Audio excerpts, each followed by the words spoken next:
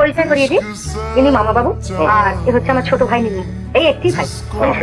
আচ্ছা তাহলে তোমরা সবাই যাচ্ছ? হ্যাঁ হ্যাঁ, আমরা সবাই যাচ্ছি। হ্যাঁ, আপনি বোধহয় আমাকে ঠিক দেখতে পাচ্ছেন না, না? চশমাটা বলুন না, অনর্থক ঝাপসা থেকে আপনি কতগুলো কথা বলে গেলাম। মেন বল। চশমা ছাড়াই আমি ভালো দেখি। তাই তো বলি, এত সুন্দর চোখ যা, তার চশমা কেন?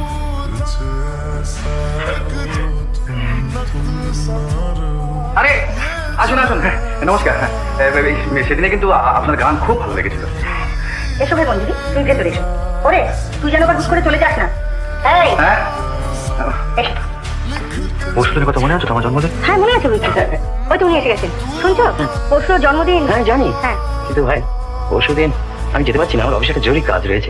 তুমি এক কাজ করো, তুমি দিদিকে নিয়ে যাও, কেমন? হ্যাঁ ঠিক আছে, বলছেন যখন জরুরি কাজ, হ্যাঁ কই আমায় বললেন না? ইচ্ছে থাকলেই বা সাহস কোথায় পাই বলুন? বলেই দেখতে। যদি করুণাই করলেন তাহলে দয়া করে আমার নিমন্ত্রণ গ্রহণ করে আমাকে বাধিত করুন। যদি জানি শুধু আমাকে লজ্জা দেওয়ার জন্য কথাটা বললেন, সত্যি করে আপনি আসবেন না? দেখ কাকে ধরে নিয়ে এসেছি। আরে আসুন আসুন আসুন, বসুন। আপনি আসবেন আমি আশাই করতে পারিনি। কথা দিলে কথা রাখার দায়িত্ব আমার। কিন্তু আপনি বলেছিলেন স্বাদ থাকলেও সাহস পায় না। কথাটা বলতে ভুল, স্বাদ থাকলেই সাহস পাওয়া যায়, কি বলো? চল চল বেরিয়ে পড়ি। হ্যাঁ চল।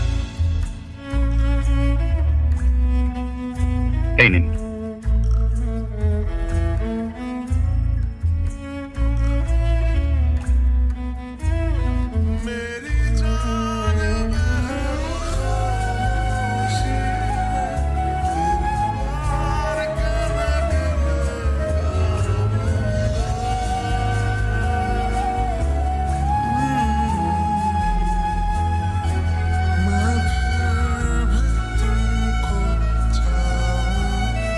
দেরি হয়ে গেল তাই বলতে এলাম।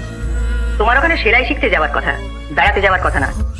গাড়ি গিয়েছিল, ফিরে এসে জানালো তোমরা নাকি নির্মলের ওখানে বেড়াতে গেছো। কেন মঞ্জুরিকে তো বলা হয়েছিল, সে আপনাকে কিছু বলেনি? মঞ্জুরি তো সব নয়, আমাকে তোমার জানানো উচিত ছিল। আমি তা মনে করি না, কারণ মঞ্জুরি ছেলে মানুষ নয় যে তার যাওয়ার ব্যাপারে আপনার কাছে এসে আমাকে মত চাইতে হবে। মত নেবার দরকার হলে তারই মত নেওয়া উচিত ছিল। ঠিক আছে, মঞ্জুরি আর তোমাদের ওখানে যাবে না।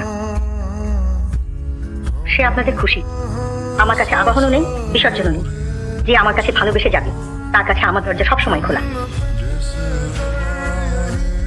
শোনা, তোমাকে যেটুকু স্বাধীনতা দিয়েছিলাম তুমি তার মর্যাদা রাখতে পারো না। তুমি আর লাবণ্যদের বাড়ি যাবে না, বুঝেছ? যাও।